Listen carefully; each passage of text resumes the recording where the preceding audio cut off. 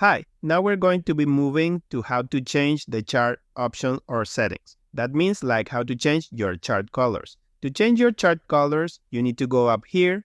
Let me use my full chart. I'll use my full chart for this. Let me close my toolbox as well so you can see the chart on full screen. You need to go up here to the Charts tab. Now you need to click on Properties in order to change the chart's settings. Okay? For my charts, I love to use blue and red colors. So you need to click on Bar Up to change your bullish candle shadow, right? We are going to make them blue. I have to look for color blue. And bar down candle would be red. So bull candle, this is for the real body, still blue.